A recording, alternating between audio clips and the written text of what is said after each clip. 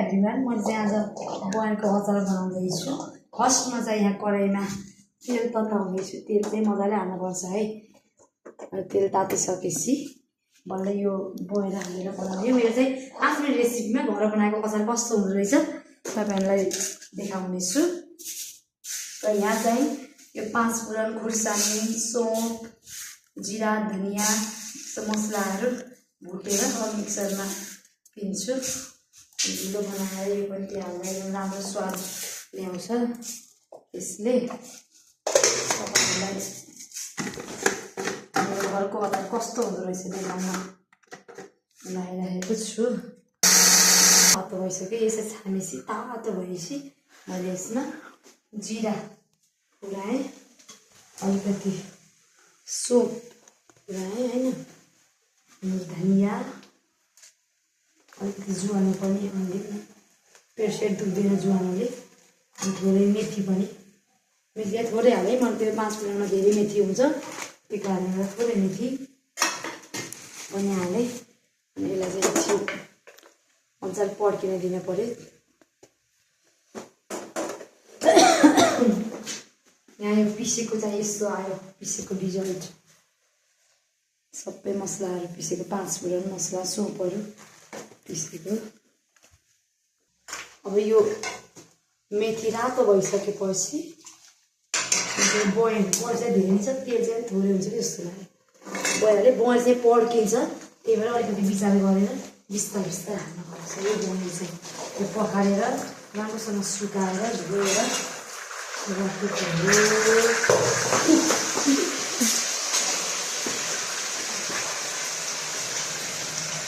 मजाले बयर सबै राखेर मैले चलाउँछु। अब अहिले चाहिँ मजाले पड्क्यो, डर पनि लाग्यो। आँखा चाहिँ जोगाउनुपर्छ है साथीहरू, आँखा चाहिँ जोगाउनुपर्छ। बयर एकदम पड्किन्छ नि त, आँखा जोगाएर गर्नुपर्छ। ठुलो ग्यास लगाउने वाट त पर्छ, सानो ग्यास लगाउने हो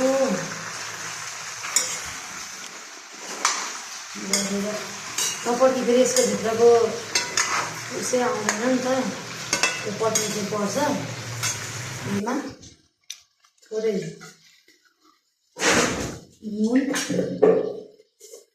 बेसार हालेर एकछिन छोपिदिनु पर्यो। सानो ग्यास लगाएर मजाले भित्र आँचसम्म यो पाकेर अनि भित्रको गुदी निस्किन्छ बाहिर। अनि बल्ल यसमा मर मसला, उर्ली,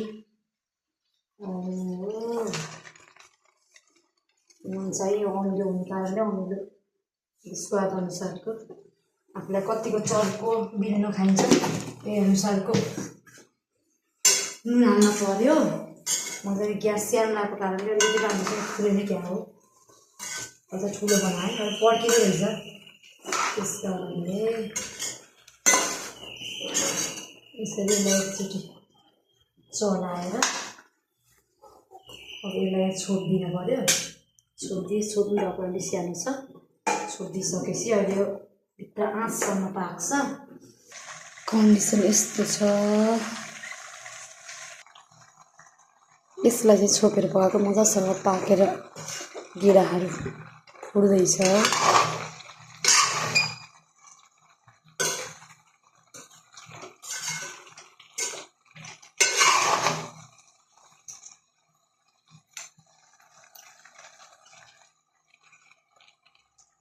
म चाहिँ यहाँ भेली काट्दैछु। भेली मिसाएपछि गुलियो गुलियो मिठो भएर बचाएर मिठो हुन्छ, अमिलो धेरै हुने कारणले भेली मिक्स गऱ्यो भने राम्रो हुन्छ। त्यही भेली काट्दैछु।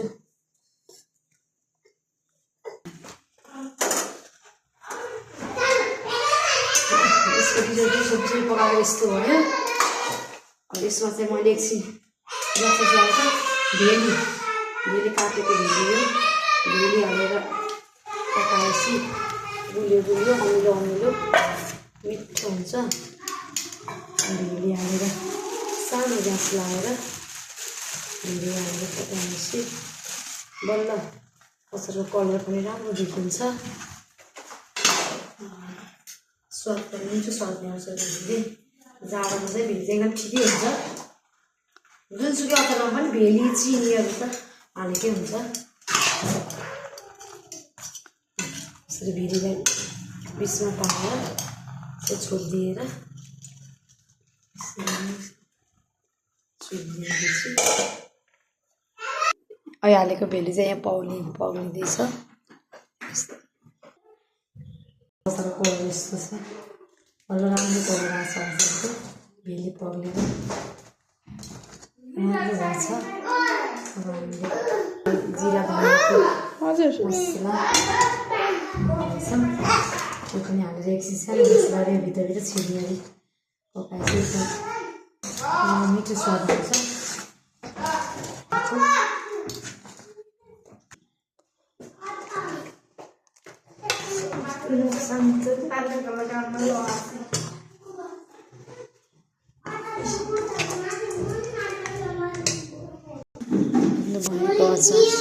हाम्रो चाहिँ अब अचार रेडी भएर दिदीले चाख्दै हुनुहुन्छ। नुन पिरो चर्को यो कस्तो छ उहाँले आफ्नो प्रतिक्रिया दिनुहुन्छ।